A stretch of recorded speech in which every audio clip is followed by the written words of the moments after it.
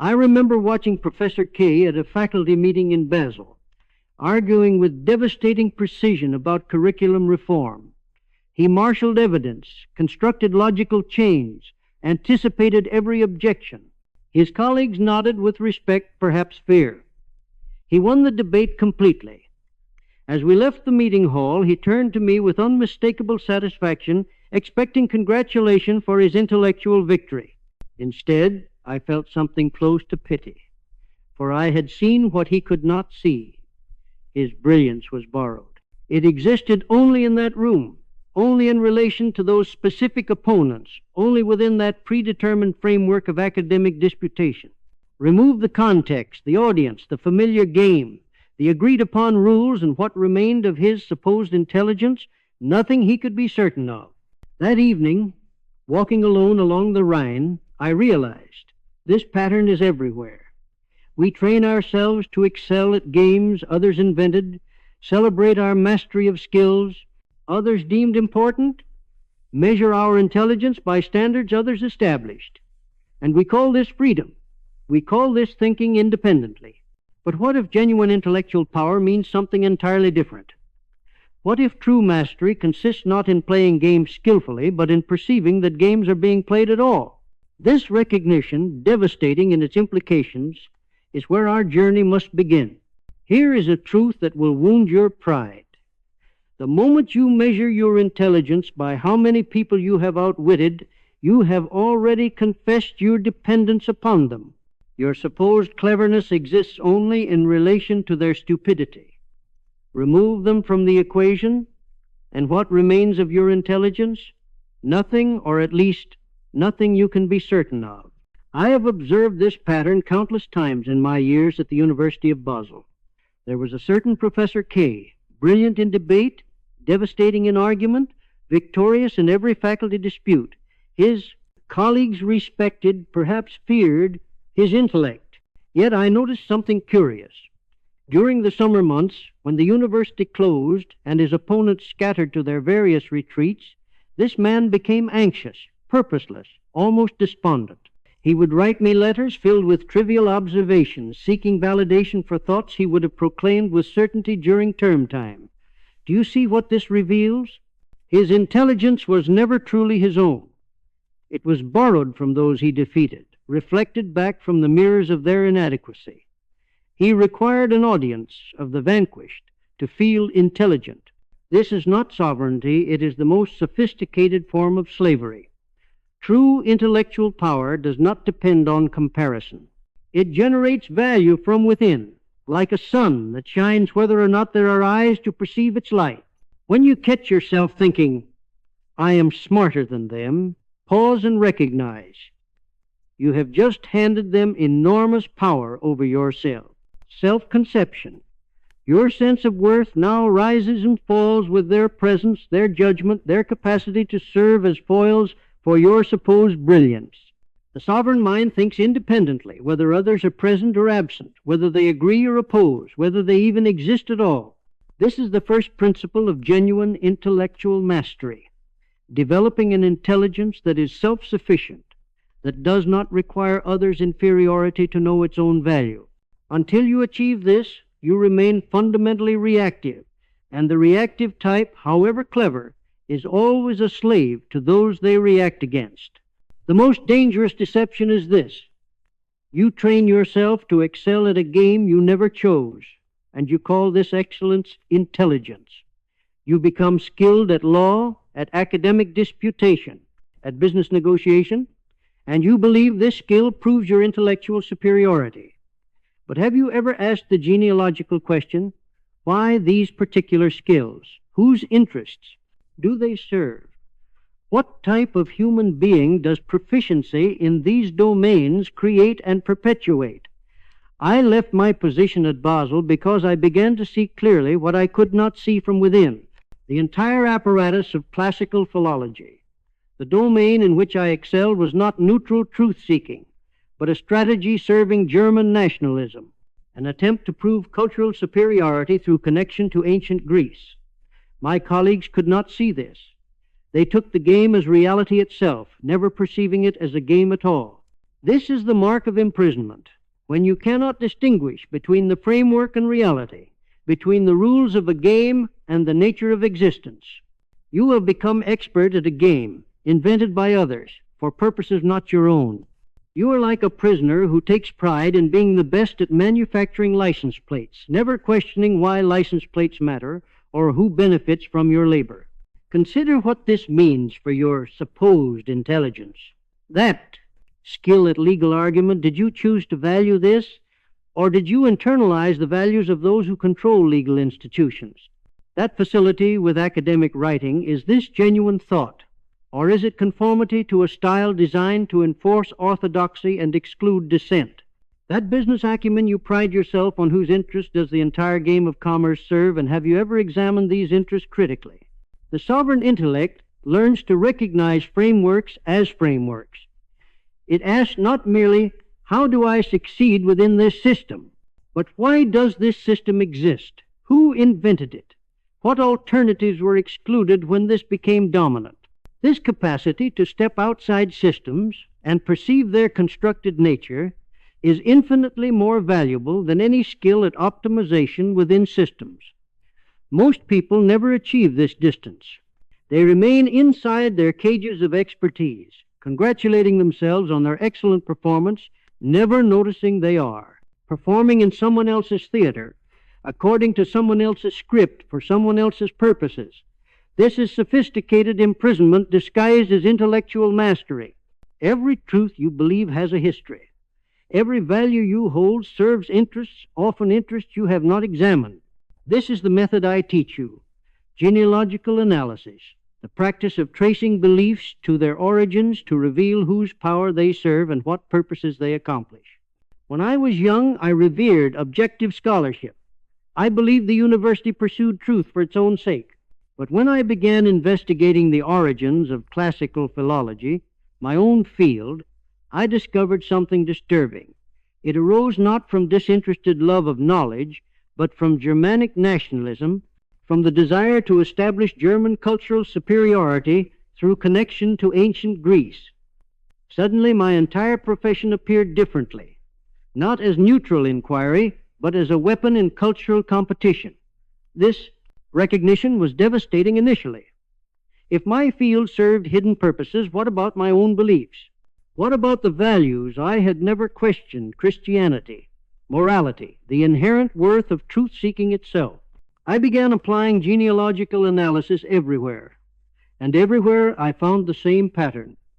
What presents itself as eternal and natural is actually recent and constructed, serving specific interests that become visible once you investigate. Here is how you practice this method. Take any belief, perhaps, that hard work leads to success, or honesty is the best policy, or all people are fundamentally equal. Now ask 4 questions. First, when did this belief arise historically? What forces created it? Second, whose power does this belief serve today? What type of person benefits from others believing this? Third, how has this belief evolved?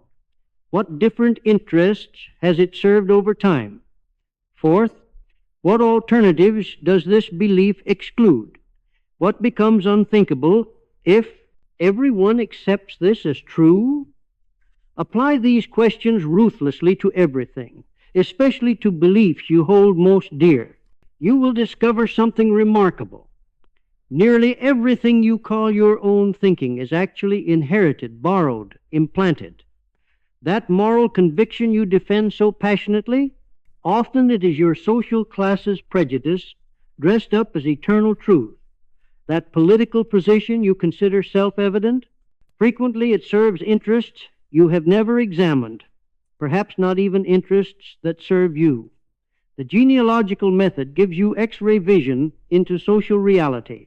What others take as simply the way things are, you perceive as one interpretation among many, serving specific purposes.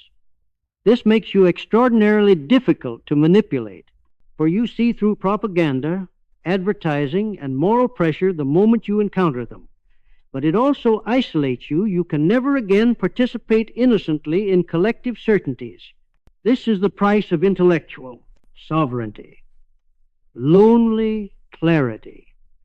There is a secret that those embedded in the machinery of social agreement cannot comprehend. Genuine intellectual independence requires distance. You cannot see a system clearly from within it. You must stand outside, and this standing outside is not metaphorical, but often quite literal. After I resigned from Basel, I spent my summers in Sils Maria, a village in the Swiss mountains 6,000 feet above sea level. I would walk alone for 6 to 8 hours daily, climbing to heights where the air grew thin and the valley below became a patchwork of human activity reduced to toy-like insignificance. From that altitude, everything appeared differently. The social hierarchies, the competitive games, the desperate scrambling for position and respect, all of it looked so small, so unnecessary, so clearly one possibility among many, rather than reality itself. When I descended to the valley to conduct necessary business, I retained this mountain perspective. The social world could no longer hypnotize me. I saw it as a construction rather than as nature. This was not physical distance alone. Many hermits live in isolation, yet remain captured by the very social values they fled. It was psychological distance, a stance toward existence that I maintained even in crowded cities. Here is what most people cannot bear. Solitude reveals what is actually yours versus what you merely perform for others. When no audience is present, when no one will judge or validate or condemn what thoughts arise then, most people fear finding out. They fill every moment with distraction, with company, with noise, precisely to avoid the confrontation with themselves that solitude demands.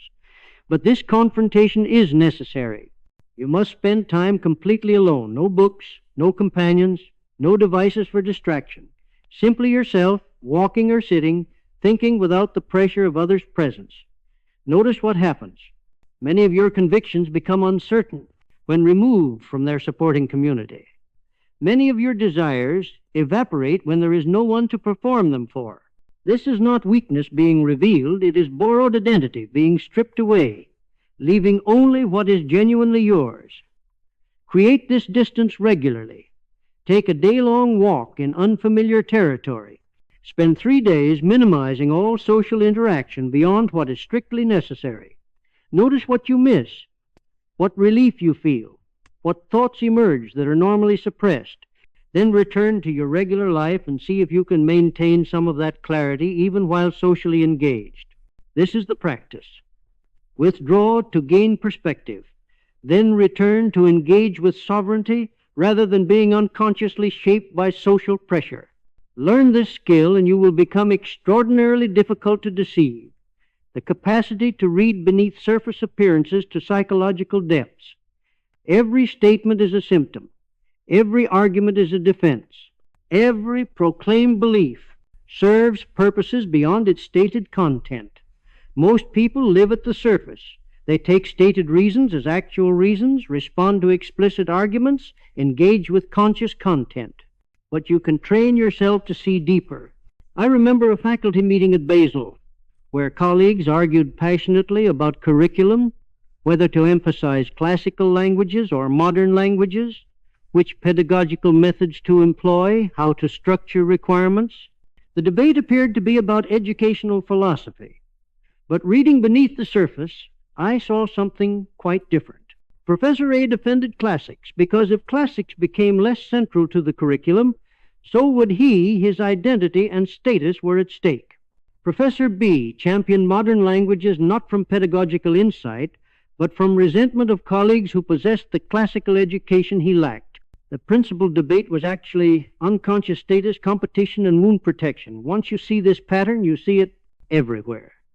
The person who argues most stridently for a position is often revealing not its truth, but their need for it to be true. The belief they cannot question without anxiety is the belief protecting something they cannot face. The conviction they proclaim most loudly is often inverse to their actual feelings, reaction formation, as the new psychologist would call it. Here is the practice. In your next important conversation, do not respond to what is being said.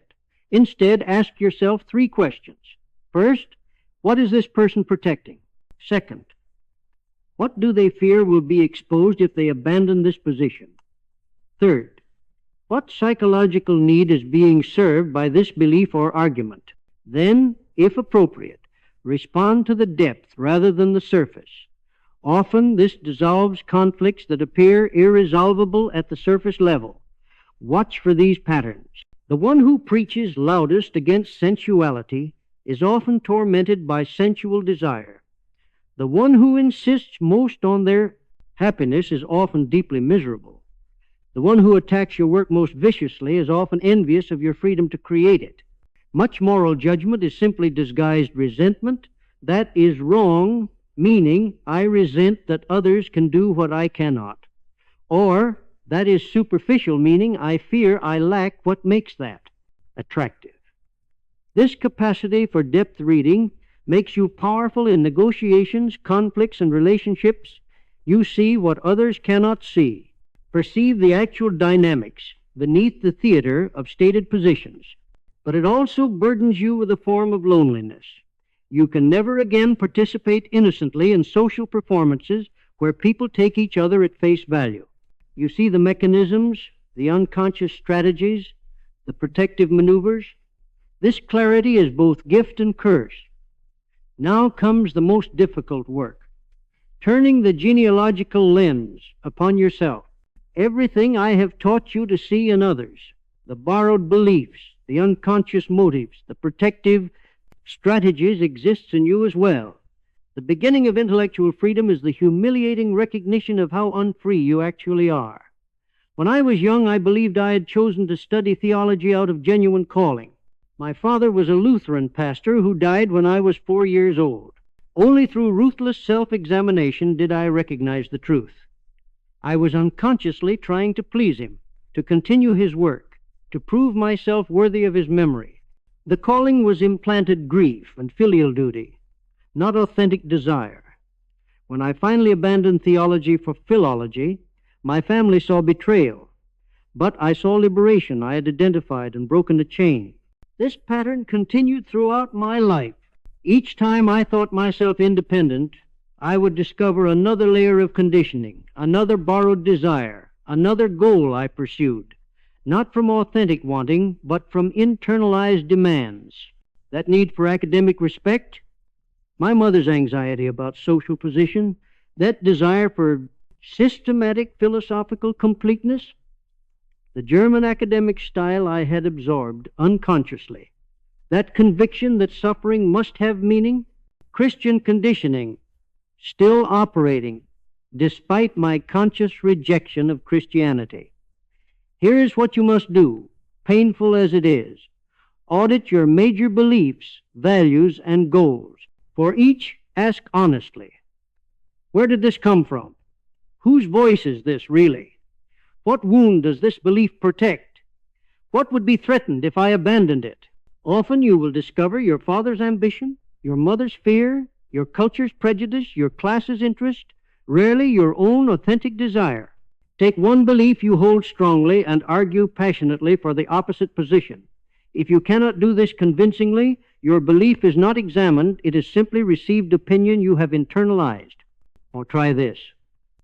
Imagine someone you deeply respect, a parent, mentor, admired figure, learning about a choice you have made. If you feel anxiety about their judgment, you have discovered conditioning. Your need for their approval is shaping your choices unconsciously. This self-discovery is devastating. The comfortable fiction of independence collapses. You stand naked before yourself, stripped of borrowed certainties. But this devastation is necessary. You cannot build authentic selfhood on unexamined conditioning. The rubble must be cleared first. Only then can genuine freedom begin, not the false freedom of doing whatever you want, but the real freedom of choosing from clarity about what you actually want versus what was implanted in you. Many who achieve critical distance never go further. They become sophisticated critics who deconstruct everything but create nothing, still defined by what they oppose rather than what they affirm. This is reactive thinking disguised as intellectual freedom. Genuine sovereignty requires the rarer transition to creative intelligence, becoming one who generates new values rather than merely critiquing inherited ones. For years after leaving Basel, I was primarily a critic. I attacked Christianity, conventional morality, German nationalism, academic philosophy. I was skilled at seeing through false values, at exposing what served hidden resentments and will to power. But I had not yet created my own positive vision. I was still defined by what I rejected. Then came the Epiphany at Sils Maria in August 1881.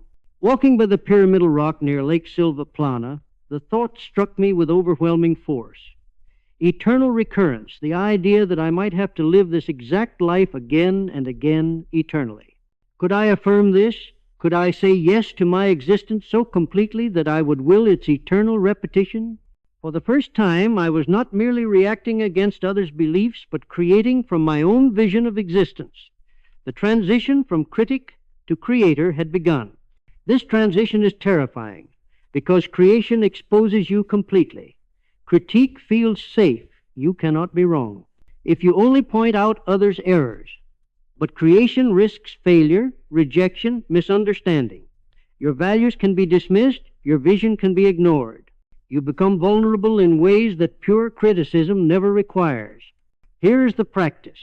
For one full day, every time you catch yourself criticizing something, a person, a system, a belief, a situation, immediately follow with. And what would I create instead? Do not allow yourself pure criticism without accompanying creation. This forces you out of reactive mode into creative mode.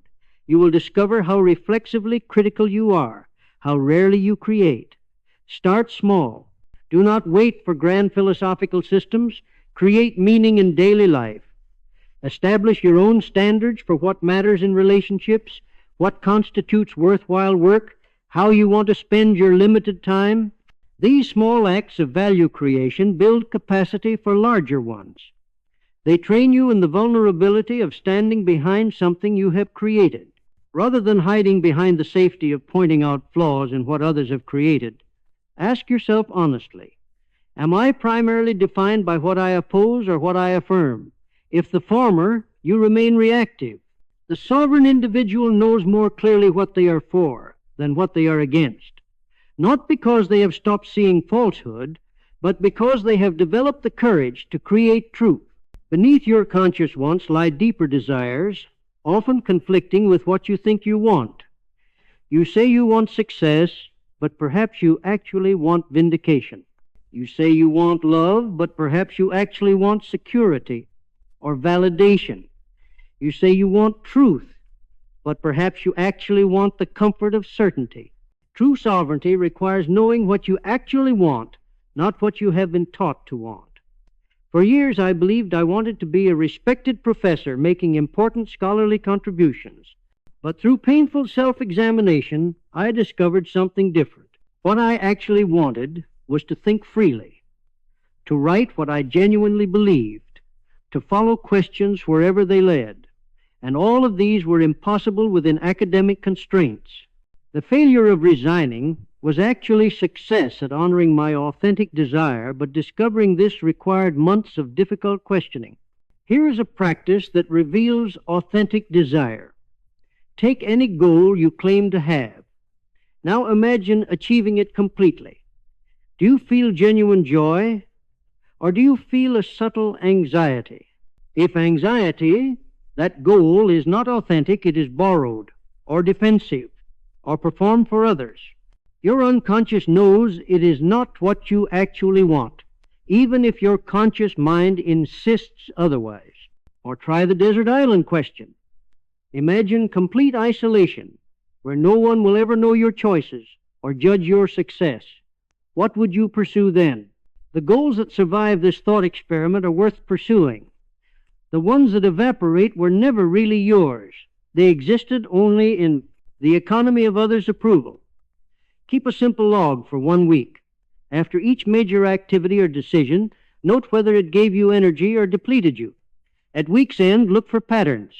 You will likely discover that some activities you consider shoulds actually energize you. These are authentic. Meanwhile, some you claim to want actually drain you. These are borrowed or defensive. This data reveals alignment between stated and actual desires. Write what I call a letter to no one, a document you will never share, written as if no one will ever read it, with complete honesty about what you actually want. Not what would make your family proud, not what sounds impressive, not what would be respectable, what you actually want. You will likely find this extraordinarily difficult. We are so habituated to performing for others that writing for no audience feels impossible. But persist. What emerges is often your authentic desire breaking through the noise of conditioning. Do not confuse authentic desire with impulse or short-term gratification. Authentic desire is deeper. It concerns what kind of existence you want to create over a lifetime, not just what feels pleasant in the moment. And remember, knowing what you actually want is different from being enslaved by wanting it. Sometimes the sovereign choice is to not pursue an authentic desire because of its costs, but you must first know what it is. Within you exists a multitude, conflicting desires, competing values, contradictory impulses. The weak person is ruled by whichever impulse is strongest in the moment, blown by whatever wind is presently most forceful. The sovereign individual establishes internal hierarchy. Some desires command, others serve. Some values take priority, others are subordinated. This is self-governance. I have within me both the drive for solitude and the desire for influence, both the need to create and the want of recognition. These conflict constantly. In my youth, I was ruled by whichever was strongest, sometimes isolating completely, sometimes desperately seeking approval, never stable. Through difficult work, I established hierarchy. The creative drive commands, recognition is welcomed but not required. Solitude is primary, but influence is pursued when it serves creation. This internal ordering brought peace, not the peace of having no conflict, but the peace of knowing which desires rule and which serve. Here is the sovereignty principle. You cannot eliminate conflicting desires, that is, repression, which always backfires. But you can establish which desires govern and which remain subordinate. A wise king does not eliminate all dissenting voices. He establishes clear governance while allowing voices to be heard. When facing difficult decisions, practice what I call the council method. Imagine your various desires as advisors in a council. Hear from each the part that wants safety, the part that wants adventure, the part that wants approval, the part that wants integrity. Listen to all voices. Then you, as sovereign, decide which advisor's council will govern this decision. All voices heard. One voice rules. Create what I call your personal constitution, a written document establishing the hierarchy of values that will govern you. Which desires command? Which serve? What is your highest priority and why? Be specific. Example, creative integrity commands, social approval serves.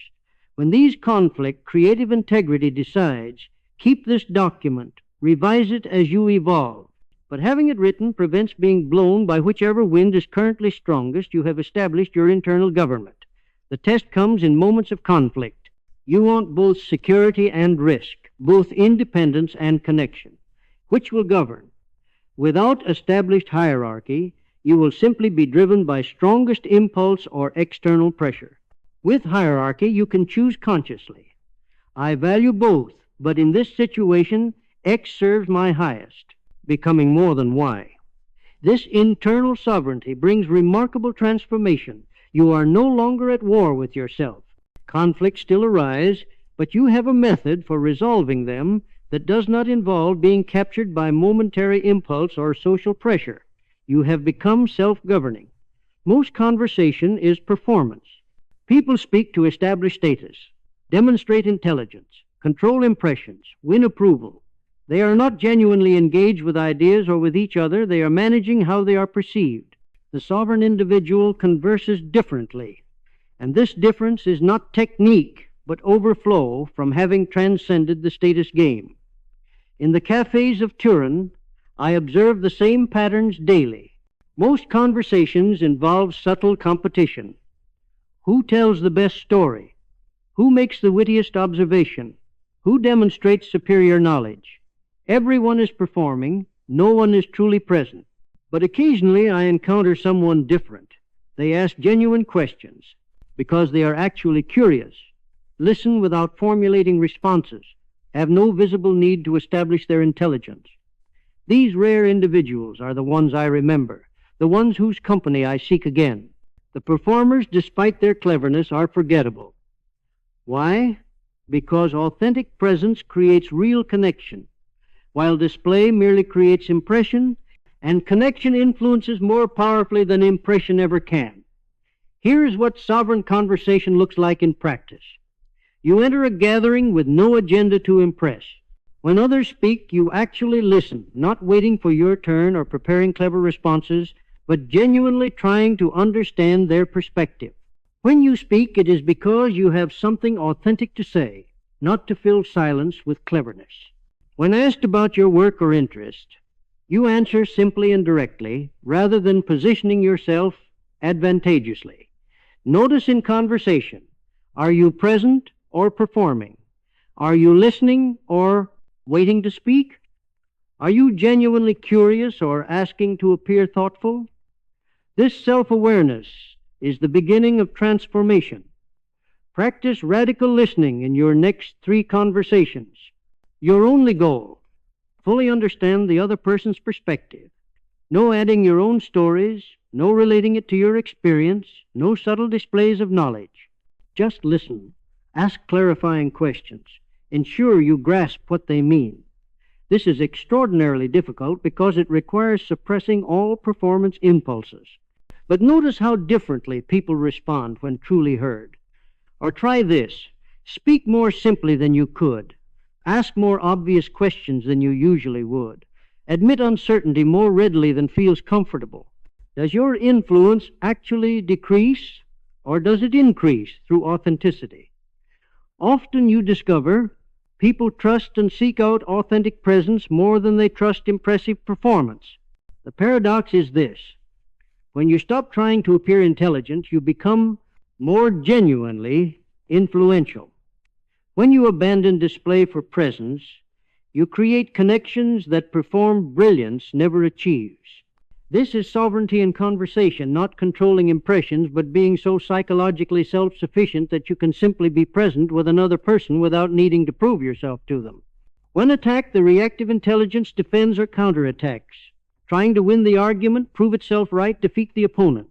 This remains reactive. The attacker has set the terms, and you are merely responding within their framework. Sovereign intelligence engages conflict entirely differently. I am frequently attacked for my philosophical work, accused of nihilism, immorality, danger to society. Early in my career, I would defend myself, try to explain what I actually meant, prove the attacks wrong. This was exhausting and futile. Defensive explanations only invited more attacks, as if my defensiveness itself confirmed their charges. Eventually, I learned a different response. When someone calls my work dangerous, I do not defend its safety. Instead, I write from a place that does not recognize their authority to judge. You call me dangerous? Good. That means I have succeeded in disturbing your comfortable certainties. This is not arrogance, but sovereignty. I do not need their approval to know my value, and I will not allow them to set the terms of engagement. Here are several sovereign responses to conflict. First, framework refusal. I do not accept that this is what we should be arguing about, or I do not recognize your authority to judge this matter. You refuse to play the game they are trying to force you into. Second, depth response. Instead of defending against the surface content of an attack, respond to its psychological depth. What wound in you did this touch? What are you protecting by attacking this? This moves the conflict from surface theater to actual dynamics, often dissolving it entirely by addressing what is actually happening. Third, information treatment. Treat attacks as data rather than threats. What does this opposition reveal about my work? What genuine limitation might be hidden in this hostile phrasing? This transforms attack into useful feedback for your own development. Fourth, strategic silence. Sometimes the sovereign response is no response at all. Some conflicts exist only through participation. If criticism comes from those whose judgment you do not respect, why defend yourself to them? Their opinion is irrelevant to your actual work. Next time you face criticism, pause before responding reactively. Ask, do I accept the framework this criticism assumes? Is this person's judgment relevant to my actual work? What is the depth beneath this surface attack?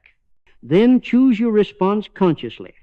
Engage at depth, reframe the conflict, provide information they lack, or refuse engagement entirely. The transformation is profound. Conflict no longer has power over you.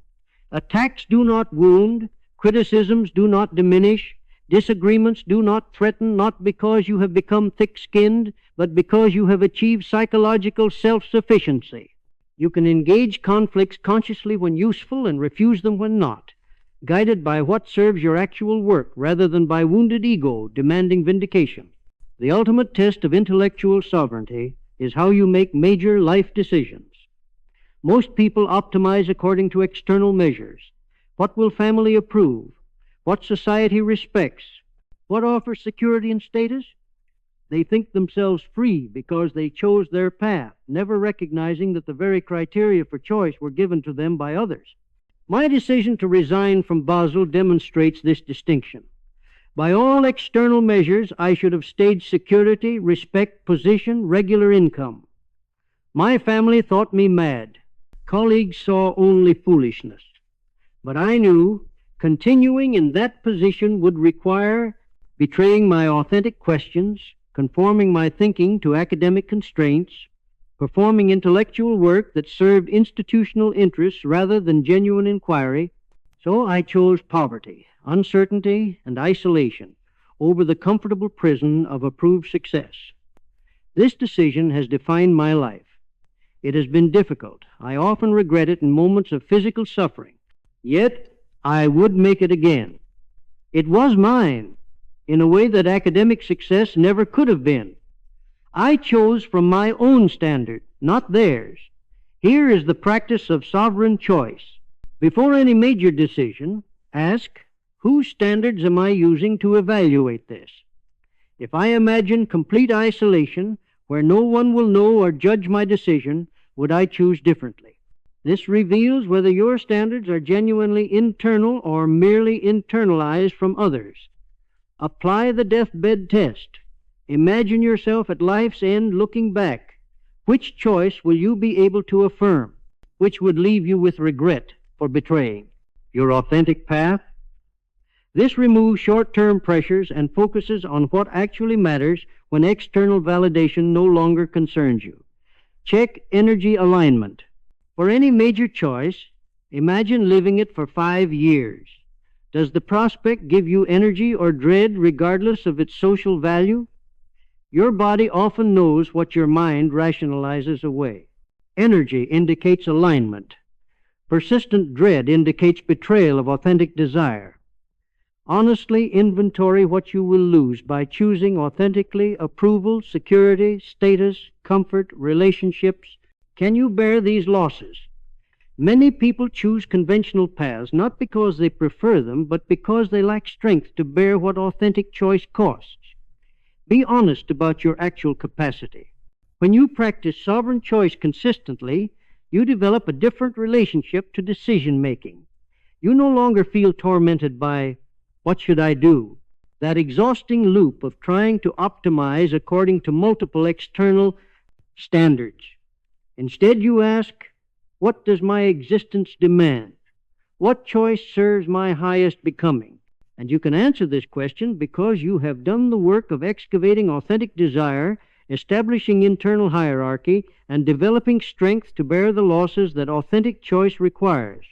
Now I must teach you the most difficult wisdom, the one that transforms everything you have learned. True intellectual sovereignty is not finally about optimizing your own existence, but about achieving a relationship to existence itself that can affirm it completely, including all of its resistance to your will, all of its indifference to your projects. all of its ways of exceeding your categories. By the pyramidal rock near Lake Silvaplana, 6,000 feet above sea level, a thought struck me with the force of revelation. Eternal recurrence, the possibility that this exact life, with all its suffering and failure, might repeat eternally. Could I will this? Could I say yes to my existence so completely that I would choose its eternal repetition? Initially, the thought was crushing. My life contains chronic illness, isolation, poverty, profound misunderstanding of my work. Who would will this eternally? But gradually I realized if I could achieve such strength of affirmation that I could embrace even the hardships, I would have achieved something beyond conventional success. I would have made peace with existence itself. This is amor fati, love of fate. This is not resignation from weakness, which says, I cannot change this, so I give up. It is affirmation from strength, which says, I have such power that I can embrace even this, finding or creating value in it. The difference is profound. One is defeat, the other is victory through reframing. Here is the practice. Take one aspect of your life that you resist, resent, or wish were otherwise a limitation, a past failure, a present difficulty.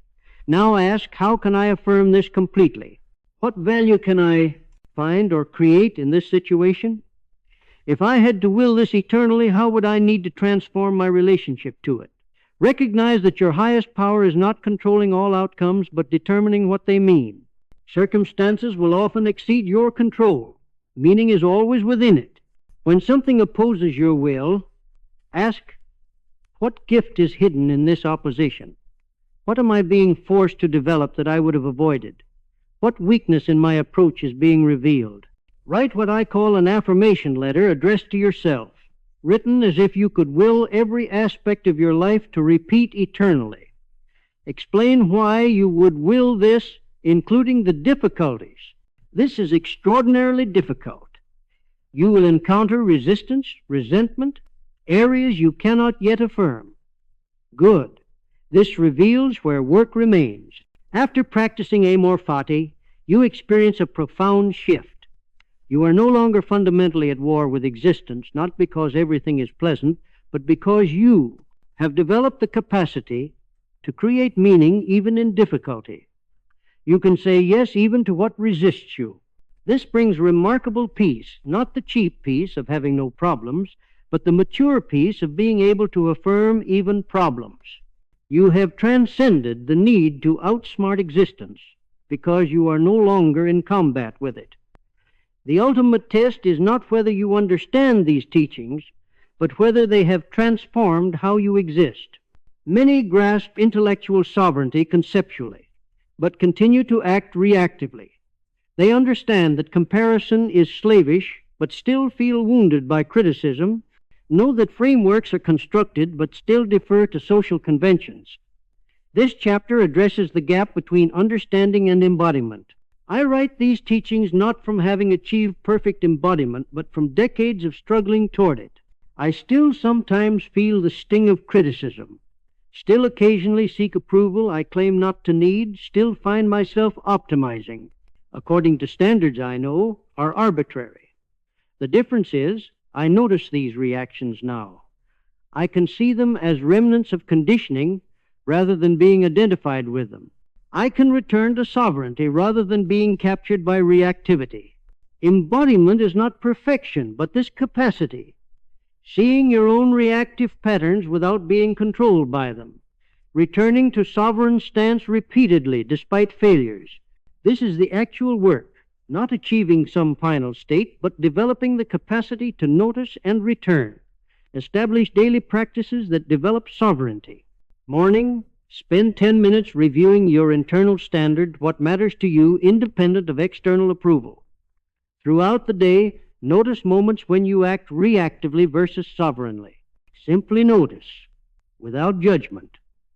Evening, spend 10 minutes reviewing the day. Where did you maintain sovereignty? Where did you fall into reactive patterns? What can you learn?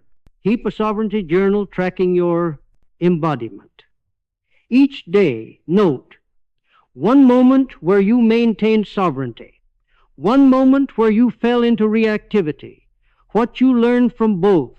Over 3 months, you will see patterns in your reactive triggers, progress in your embodiment, areas needing focused practice. Measure progress not by never falling into reactive patterns, but by how quickly you notice and return. Initially, you realize hours or days later that you responded reactively. With practice, you notice sooner minutes, then seconds, then in the moment. Eventually, sovereign response becomes increasingly automatic. When you fail, respond reactively. When you intended sovereignty, do not use this for self-judgment. Treat each failure as data. What triggered this? What conditioning remains active? What practice would develop greater sovereignty here? This transforms failure from occasion for shame into material for development. After sustained practice, sovereignty begins to feel natural rather than effortful. Reactive patterns still arise, but less frequently and with less power. Most importantly, you develop trust in the process. You know that even when you fall into reactivity, you have the capacity to notice and return. This trust is itself sovereignty. You are no longer anxious about being perfectly free because you know freedom is not a state achieved once, but a capacity developed that allows repeated return. We return now to the paradox with which we began, but you see it with transformed eyes. You sought to learn how to outsmart everyone, and I promised to teach you, but not in the way you expected. The final revelation is this. The need to outsmart others was always a symptom of inner poverty, a confession that your sense of value depended on comparison, a mark of psychological dependence, disguised as intellectual superiority. I began this work believing I needed to prove my intellectual superiority, to defeat my opponents in argument, to establish my position through demolishing others' positions. I was trapped in the competitive game even while critiquing it, but through decades of solitary work I discovered the moments of genuine insight came not when I defeated others, but when I stood alone with existence, asking questions that had no audience, pursuing understanding that served no institutional purpose, creating values that might never be recognized. In those moments, I was not outsmarting anyone. I was simply thinking freely. And I realized this freedom was what I had wanted all along. The desire to outsmart others was just a distorted expression of the deeper desire for intellectual sovereignty. True sovereignty transcends the need for victory over others. You do not outsmart everyone because you are operating at a different level altogether, not competing in their games, but creating your own values, not seeking victory over others, but achieving internal self-sufficiency. From the height of genuine intellectual independence, you simply see what others do not see. You perceive the assumptions they do not question, the games they do not recognize as games, the values they have internalized without examination. This vision gives you an advantage that no amount of clever strategizing could match. But, and this is the final teaching, this vision also reveals that the advantage itself is not the point. You do not develop sovereignty in order to dominate others. That would be to remain trapped in reactive thinking, still defined by your relationship to others. You develop sovereignty for its own sake, for the sheer value of living freely, thinking independently, existing as a self-determined being. Review your journey through this work. You began seeking techniques for defeating others, strategies for gaining advantage, methods for proving your intelligence. You now recognize all of this was the thinking of slaves. True power consists in generating value from within yourself, independent of others' recognition or defeat. Can you now affirm your existence, including its limitations and failures? Can you will it to repeat eternally? If you can answer, even tentatively, yes, you have achieved something worth infinitely more than the ability to defeat others. You have made peace with existence itself. You may not outsmart everyone in the conventional sense, but you have achieved something far more valuable, genuine freedom. And from this freedom, you can create, think, and live in ways that were previously impossible. This is the true promise kept, Not victory over others, but sovereignty over yourself. The path continues beyond this work. These teachings are not final truths, but ladders to be climbed and then discarded. The sovereign individual eventually stops analyzing frameworks and simply creates from a place that precedes all analysis. They stop trying to think independently and simply are independent.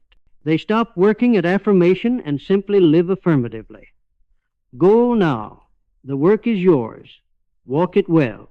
And remember, intellectual sovereignty is not about defeating others or proving your superiority. It is about achieving such depth of existence that those concerns become irrelevant, and discovering in that irrelevance a freedom worth more than any victory. Become truly free.